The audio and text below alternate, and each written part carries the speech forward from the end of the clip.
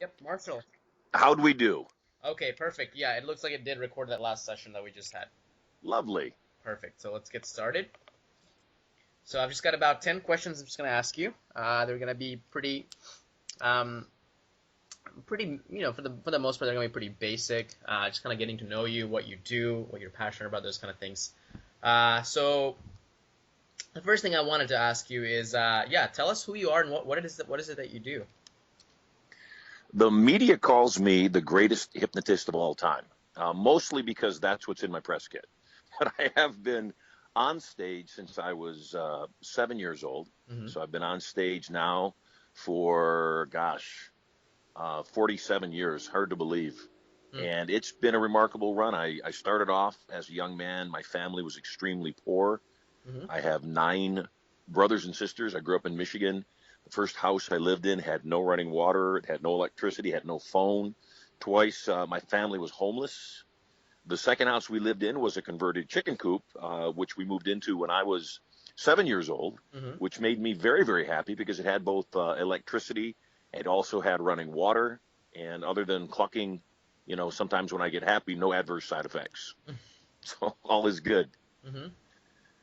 And these days, we're chatting right now. I'm at my beach house that's on the water down in Southern California. I've got 140 feet of private beach. My main residence is in Las Vegas. It's a 17,000 square foot home in the heart of the Las Vegas jungle. And, I spend the majority of my time flying around on private jets and helping people increase the quality of their lives, build their businesses, increase the quality of their enjoyment of their lives, all through working on them from the inside out. Gotcha. It's interesting. So tell us, what is exactly hypnotism? People have a lot of people tend to have a common misconception on what is stage hypnosis. Is that what you perform, or what would you define as your particular skill set in that? What's fascinating to me is that there is any distinction between stage hypnosis and hypnosis Hmm. because it's all the same thing. And although, there are people that create fake stage presentations, I've never understood the reason since ultimately everything is hypnosis. What we believe to be true is true for us, nothing else. And so hypnosis is the ability to choose the most powerful meaning or frame of reference we would put to something. Hmm. So what I do, whether I'm helping businesses or whether I'm, entertaining or whether I am, working on my own businesses, is you change the frame, you change the reason things are happening, and when you stop resisting what's going on with your life, everything gets easier to deal with. Instead of saying, "Why is this happening to me?" Hmm. You ask yourself, "What's great about this thing that's happening right now? How can I use it for mine and everybody else's highest and best good? Hmm. And how do we make this an advancement rather than a retreat?" I see. Interesting. So it's the approach towards thing. How would you say that is there a difference between hypnosis and suggestion? Are those synonyms or? No, the suggestion is a part of hypnosis. Hmm. Our brain is designed to function in two ways, consciously and subconsciously. Hmm. Our conscious mind is what's called the critical factor. It's the mind that you and I are both using right now to Hmm. determine whether the information we're receiving is real or whether, it's true or whether we should act upon it or whether we should resist it. Our subconscious mind is merely a computer. That's all it is. Hmm. And that's both the blessing and the curse. As anybody that's worked on computers knows, the Hmm. blessing of a computer is that it makes things faster, it stores things well. The challenge of a computer is that if you put a faulty program into a computer and it thinks the program is accurate or real or factful, Hmm. then every other piece of data, every other decision, every other instance that goes through that false data or that incorrect program Hmm. is now affected by those incorrect programs. And so the challenge for most people is they either have faulty programs already in their subconscious mind, or they have programs worse that they think are real that aren't, or they know they're not effective, yet they still operate on them as if they are. Gotcha. Gotcha. And so, what is your approach to correcting these sort of faulty, sort of like preset things that people have, kind of that we develop, I guess, in our cultures, just how we view things. For sure. I'm massively pragmatic. I have no judgments of people. I think people should live the life that they want to live, and as long as they're not infringing on the health or safety or even enjoyment of other people. I think they should live their lives any way they want to. If someone wants to smoke cigarettes, even though they've been forewarned, for decades that cigarettes cause cancer, if that's how they want to live their life and that's the choice that they want to make, then God bless them. Just don't blow it in my face. Don't do it in a car and enjoy your life. The challenge comes when people hold programs that they would like to change, yet they don't know how to change. And the core of what I teach is that it's not enough to change. We've got to become someone new. So as an example, in my youth, being extremely poor, one of my ways of dealing with the challenges of my life and the extreme harshness of things was early on in my life, I became a drug addict. I was addicted to marijuana in my early teens. I became addicted to cocaine in my later teens. And then at 23 years old, I one morning just woke up and I said, you know what, I'm done. I'm not a drug addict trying to quit. I'm a guy who did drugs for a while. That's not my natural state. It's not who I am. And instantly, all the desires left. I wasn't fighting it. I wasn't having to, overcome the temptations, because the temptations were literally gone in the twinkling of an eye. And the same thing about, creating wealth. As entrepreneurs, the biggest challenge I have when I'm dealing with entrepreneurs that haven't had a ton of success, or even some that have had moderate success, is it's got to come from a place that it's not if, it's a matter of when. It's not that I hope I can be a multimillionaire, and very successful one day. It's the absolute certain belief that I am a multimillionaire, even if the money has not yet been deposited in my bank account. And when you come from that point of view, what happens is it's not a battle anymore. There's no fear. There's no angst. There's no anxiousness. And you just say, you know what? I just have to keep doing this. I know who I am. I know what I'm destined to, do and why I'm here. And so all of those battles become easier, and all those struggles, you're reminded that it's one less struggle and I'm that much closer to my victory. And so when you alleviate all of that stress, everything gets easier. Interesting. That's a really interesting approach. I actually come across something similar to this in Robert Kiyosaki's teachings. Rich Dad, Poor Dad, for example, he uses the idea of seeing a shirt, it's clearly too expensive, and just asking, instead of asking, I wonder if I can afford this shirt, just kind of asking yourself, how can I afford this shirt, right? What do I need to do to be able to afford that shirt? Well, and that's a very big distinction. I've shared the stage with Robert on numerous occasions, and that's a massive distinction. A pauper, somebody that doesn't have what they want, determines what they want based on whether or not they can afford it. A person that is a millionaire, whether the money's been deposited in their bank account yet or not, they experience it differently. They determine what they want, and then they figure out how to get it. And so much of the population is stuck in that rut of saying, I can't have that. Well, no, the current you may not be able to have that. It may be that you, once again, have to become a different person to be able to have that thing that you didn't have before. When people come to our seminars, we teach a foundational course called Turning Point. And it's designed to do three specific things. First and foremost, help people identify what programs they have in their subconscious mind that are actually working against what they say they want.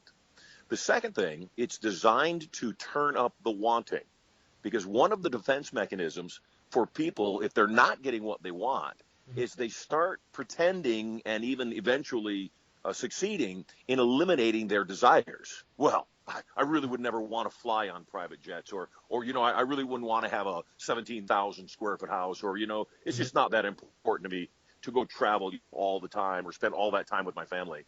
And so what happens is they literally change their desires to meet who they think they are and what they can accomplish, so they don't have to feel disappointed at not getting what they want.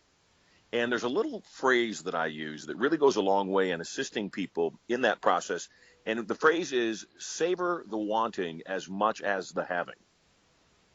Enjoy that process. Even when I was broke, I would go through magazines that had big, beautiful houses, and I would look at the houses, and rather than being angry, I'd be inspired, and I'd be excited, and I'd visualize myself living in those homes. Even before I was flying around in private jets, I would get magazines that sold private jets, and I would imagine what it would be like to have that experience. And then I would reverse engineer it. I'd say, okay, If that house is $10 million, in order to buy the house, how much of a down payment would I need?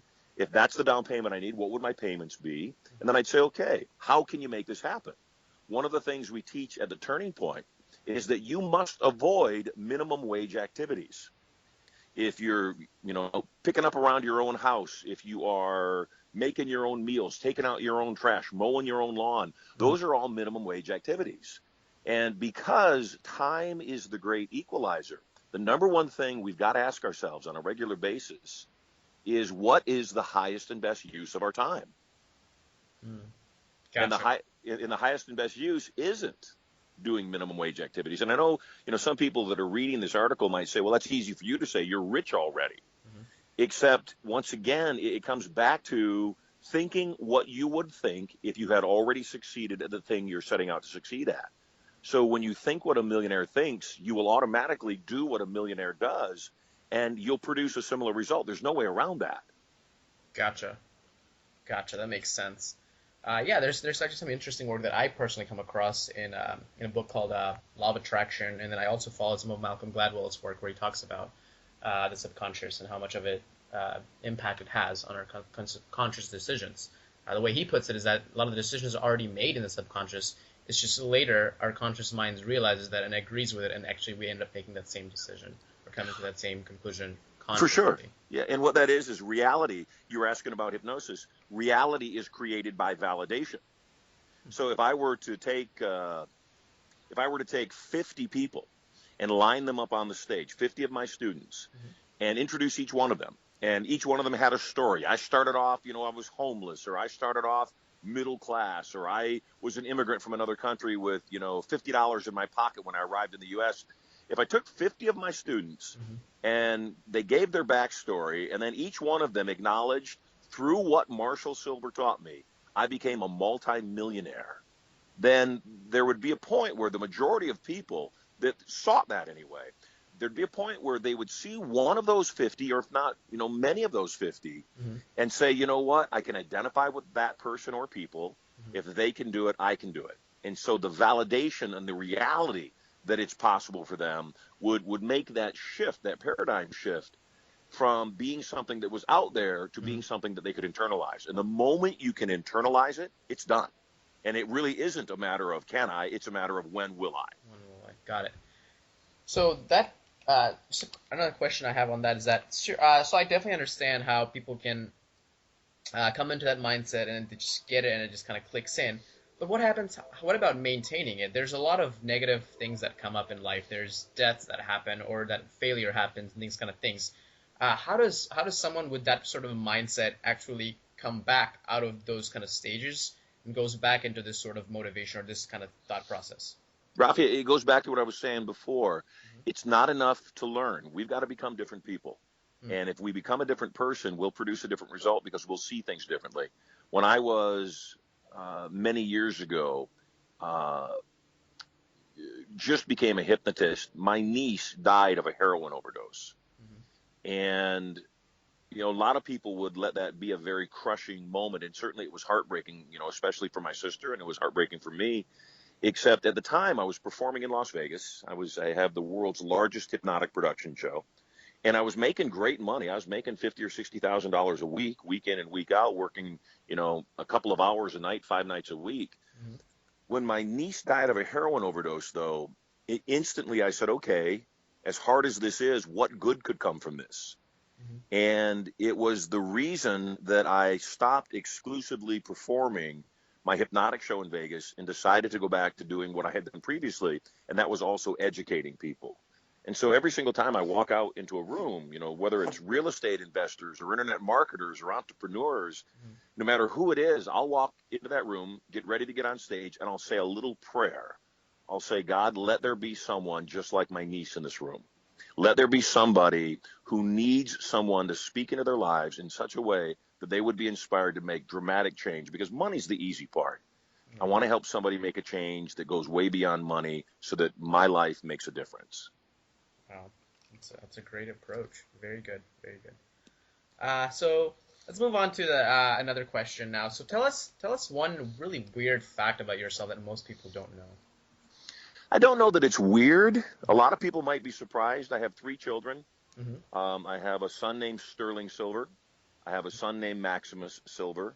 I have a daughter named Prosperity Sylver. And what some people might be surprised about is hypnosis isn't just a job for me. It's the way that I live my life. It's what got me over drugs. It's what made me a multimillionaire.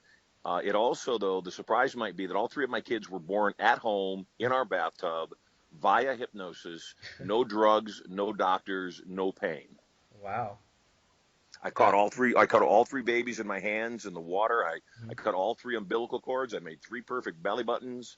And I think a lot of people would be surprised if you watch the video. We live streamed the last birth. We had over 8,000 people watching the live stream, and most people watching it, it would look like my wife was actually sleeping through the births.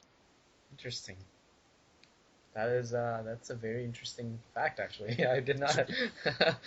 Very cool. Some people would even say that my babies were all conceived via hypnosis, and I'm not sure I would argue that. That's another thing that might surprise people is that I actually, when I met my wife, I was doing a seminar for 1,000 people in Boston. Okay. And I saw this amazingly beautiful, charismatic woman in the audience. Mm-hmm. And even though I was teaching the whole room, while I was teaching the room of 1,000 people, what they came there to learn, I was also hypnotizing my wife to ask me out on a date on the break. That's a talent. Maybe you need to teach more of us guys how to do those kind of things. I would be happy to do it. All right, so okay, so I think you kind of hinted towards, or kind of answered the question a little bit. What was your first? How did you first get into hypnosis? What did you have a background in psychology? Were you doing something along these lines? How did you get into it? You know, I had been on stage, like I mentioned, since I was 7 years old, Uh-huh.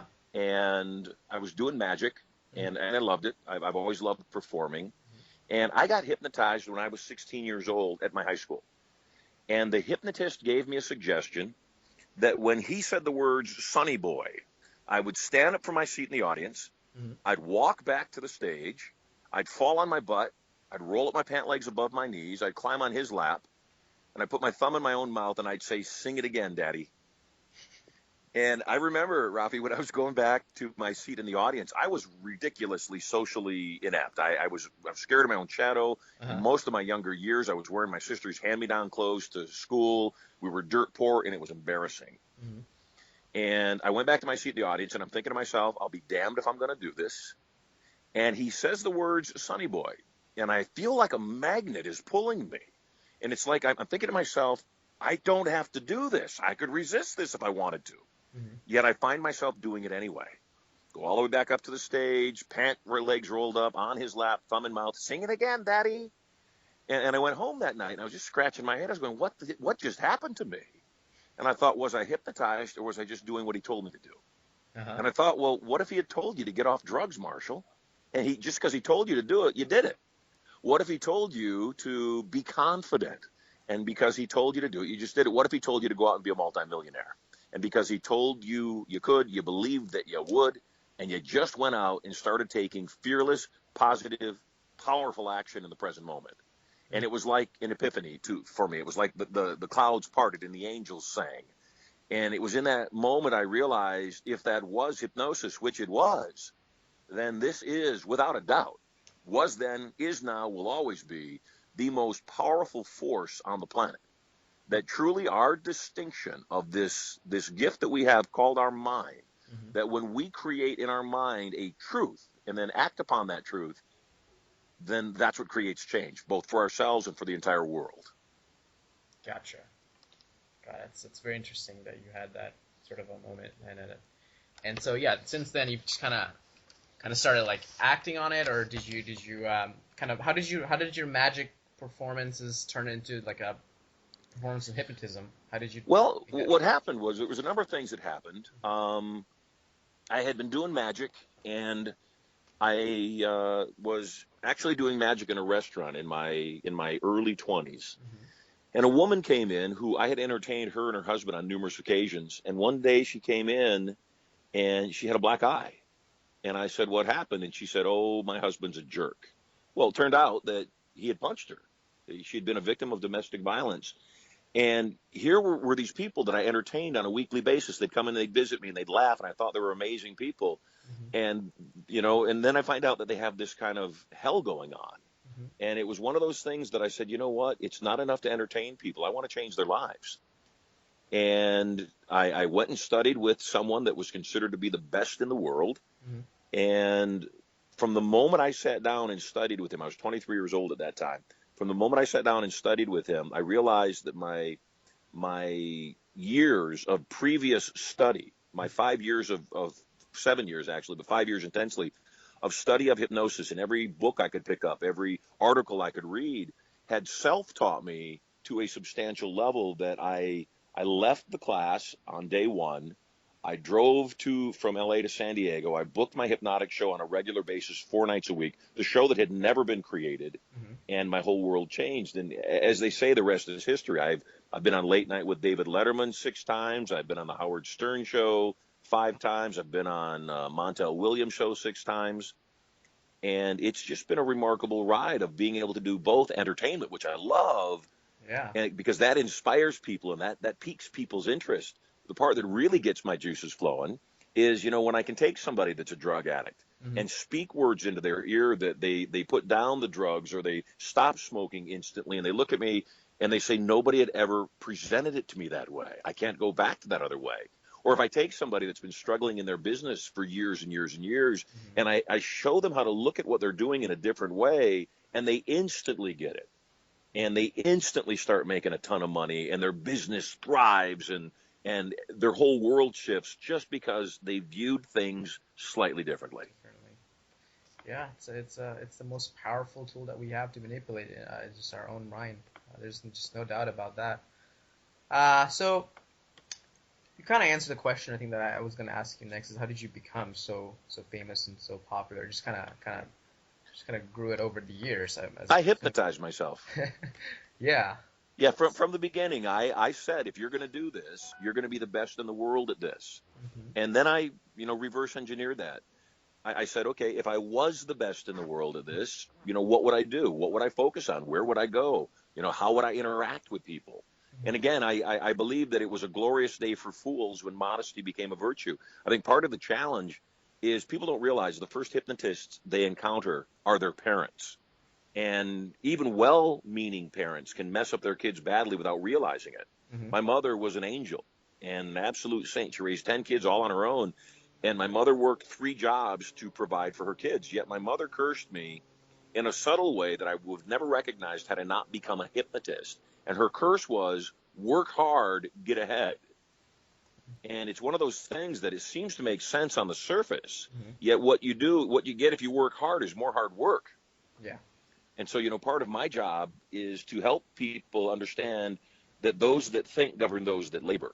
And I've got to show people how to view their world in such a way they say, okay, how can I produce the highest possible results with the lowest possible effort so that I can duplicate? Exactly. That's a very powerful teaching, and I'm a huge. It's kind of like you as a writer. You do one work, whether it's an article, whether it's a book, whatever it is, when that thing has a profound enough impact on people, then you've done it once, yet you conceivably can get paid for it again and again and again and again and again. And that one and done idea, that idea of creating value for other people, the idea of having something that can be legacy based and around forever and have impact, for decades, if not forever, that's the point. Right, exactly. Yep, very good point.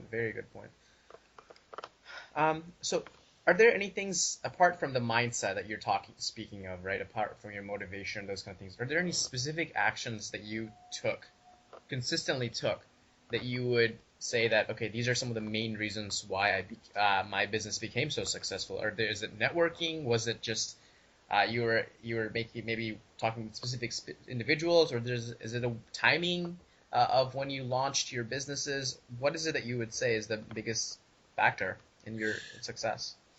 If somebody asked me, what is the number one skill that a person needs to learn to make unlimited money, then I would say it's the skill of irresistible influence.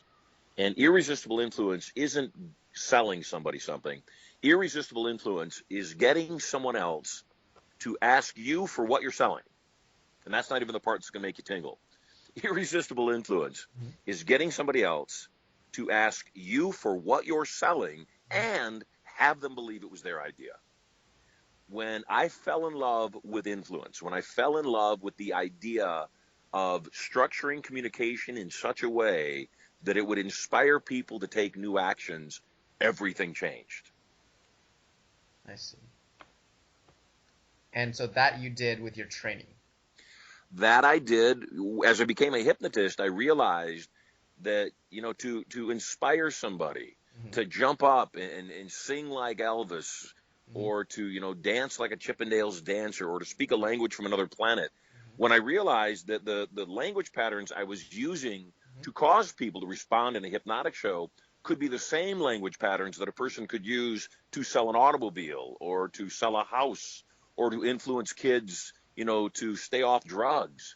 When I realized those language patterns were identical, and then how to teach people how to use those patterns, Mhm. that is what caused my business to flourish. Gotcha. Interesting. And that's what we teach now, and that's what causes other people's businesses to flourish. Hmm. Got it. Yeah, it's very powerful actually. I'm a huge proponent of Dale Carnegie. He wrote Of course. his book How to Win Friends and Influence People. He's got several other really good ones, and that's kind of what he focuses on. Is just kind of the language that you're using. Uh, Even though you're kind of trying to convey the same meaning, but you can put it this way or that way. Always choose the one that other people can resonate with the most. Choose a nicer way to say things, and get people to buy from you rather than trying to sell them something. And that's powerful. I do agree. It's a huge sales skill. It's a huge marketing skill. It's just psychology is really what it comes down to. So that's 100%. Communication equals wealth. yep. And So, we only communicate in two ways. We communicate internally, mhm, the 1,500 words per minute that are going through our brain in any given moment, mhm, telling us who we are and who we aren't, what we can be, do, and have. And then we communicate externally, like you and I are doing right now. We communicate with other people. mhm. And since everything we want that we don't have is going to come from other people, one of the tenets of success in business and in life in general is indeed loving people, not tolerating people. It's actually having enough of a human interest in other people that you acknowledge on a moment by moment basis. It's not about you, it's about them. And how can you serve them? And the more ways you find to serve other people, Mhm. ultimately the greater your success will be. I see. Very good. Very good points there. Cool. So, Marshall, let's talk a little bit about your book. You wrote a book, as I understand, called Passion, Profit, and Power. Can you I've tell me written a a little bit? few. Yes, that is Uh-huh. one. Can you tell me? Can you tell us a little bit about that book? What it's about? What's your Yeah. what do you get Yeah, across in the book? back in the late '90s, I was teaching courses. We were getting phenomenal success with our students, and much like you're asking me now, people were saying, "Okay, why do people take other courses and other programs at other times and not have the level of success that you're having here?" And I realized that it's not enough to teach people. You've got to program them on a subconscious level so that once again they embody the thing that you've taught them, not just act the thing that you've taught them. They actually have to be. And so the reason the book is called Passion, Profit, and Power is I believe all of our life boils down to those three areas. Passion, our relationships, Yeah. intimate, friends, business relationships. Yep. Profit, our money, and what we do for a business, and then power, our emotional, mental, physical, and even spiritual well-being. And so when I teach people, I not only teach them what it is that they need to succeed and what actions they need to take. I also simultaneously, inside the language patterns that I use while I'm communicating, program them to make those actions their own. Got it. That makes sense. Cool. That's a really good book. I'll have to look into that actually. You'll love it. I'll um, be happy to send you a copy. awesome. So you also have a radio show called Get Rich Radio. In this radio show, are you teaching people how to get rich, or are you teaching some other things? What's the radio show about? I've been on the air. I'm not currently on the air. I've been on the air throughout the course of my career at many different times. My first job in radio I got when I was 17. Hmm. And all of our broadcasts follow the same message.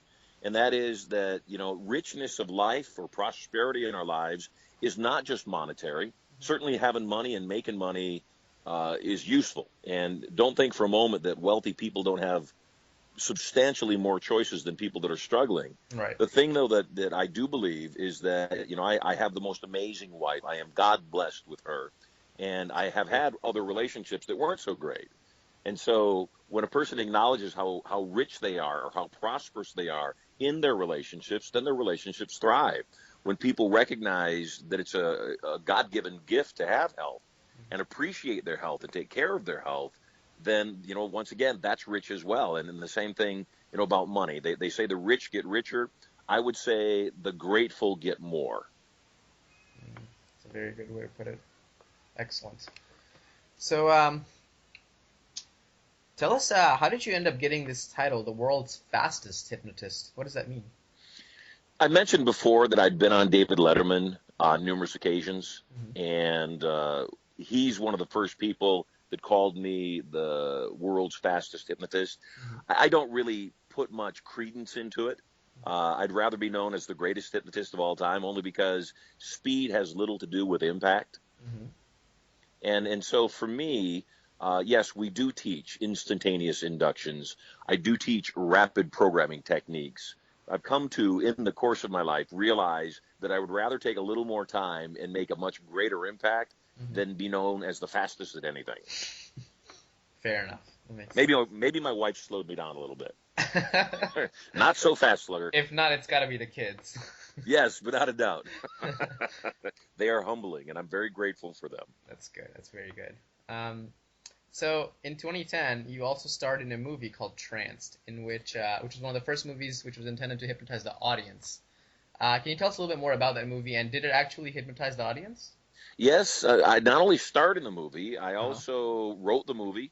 Wow. I executive produced the movie at a budget of $2 million. Wow. And the movie does exactly what it was intended to do. You watch the movie, and if you allow yourself to get hypnotized, you experience what the lead character on the screen was experiencing while she's experiencing it. And if you decide you don't want to get hypnotized, you can just sit in the audience, watch the movie, and watch all the other people in the theater get hypnotized around you. Cool. So where did the movie air? It was like mainstream theaters, or was it like a... It was an independent release, and it was released independently. It did very, very well, and we've had a great time with it. Cool. It's very interesting. So tell us, what does the future look like for Marshall Sylver? Are you looking at more of the same thing? Are you looking at any other ventures? What's your future plan? This may sound bold, and I'm sure that anybody reading this might think that, who do I think I am? I want to be nominated, and I'd like to receive the Nobel Prize in economics. Economics. And I'd like to receive it for single-handedly turning around the economy first in the United States, and then with that and that example, worldwide. And it's not a difficult thing. It doesn't take a genius to realize what's going to turn the economy around. The thing that's going to turn the economy around is helping more and more people be personally responsible for their own economy. Right. And so my job is to teach people how to be wealthy. And when people realize that whatever effort they put out to be poor or barely get by or to have this mediocre life, they could actually put out less effort and live this abundant life and live a very prosperous life of a multimillionaire or even billionaire, then what happens is they won't make the choice to try to fleece the system and get as much as they possibly can for as little effort as possible. Yep. They'll say, why would I do that when I can do this thing over here that's fun, actually? It makes me a ton of money. It increases the quality of life, not just for myself, for everybody that I come in contact with. Yep. I'd rather choose B. And so I think that's what would surprise people. I went into retirement a few years back when my son was born, and I was completely content to being retired. And then my son Maximus was born in the bathtub, and I said, you know what, all the more reason for me to stay retired. And then my daughter Prosperity was born, and from the moment I caught her in my hands in the bathtub and I was looking into her beautiful eyes, the thought occurred to me that girls are really expensive. I should get back to work. And I really wanted to leave a legacy, and the legacy I desire to leave is I've made hundreds of millions of dollars in my career. Thank you very much, God. And I realized that I could spread the wealth by doing two things. Number one, teaching people how to do what I've done and teaching them how to do it in a huge way. And then also greatly rewarding people who would spread that message that I was teaching people.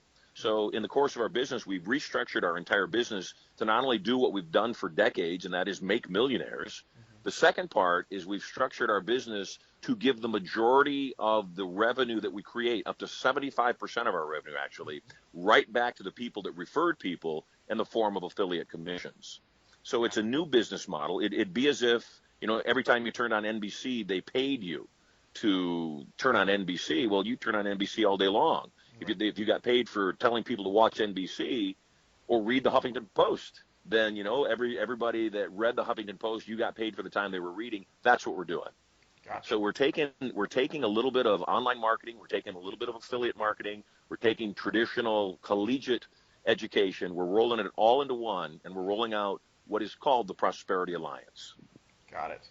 Sounds like a very brilliant venture that you're going on at this point. It's cool. Very nice. So if people want to reach Marshall Sylver on the internet or in any way, shape, or form, what would you say is the best way to reach you? Go directly to my site, Sylver, SYLVER.com. Sylver.com. Send us a personal note. I get back to as many people as I can personally. Mm-hmm. We are, like I said, about to roll out this huge program, Prosperity Alliance. And if any early indicators are true, we anticipate it's going to grow rapidly. We've already, in our testing, been able to help people make really strong 5-figure revenues in the course of a couple of days at a live event. And we are on the brink of having some people make strong 6 figures at a 2-day live event. And I'm excited about the day that I can announce we just made somebody $1 million in a weekend. Wow. Cool. I'll definitely check out your website myself.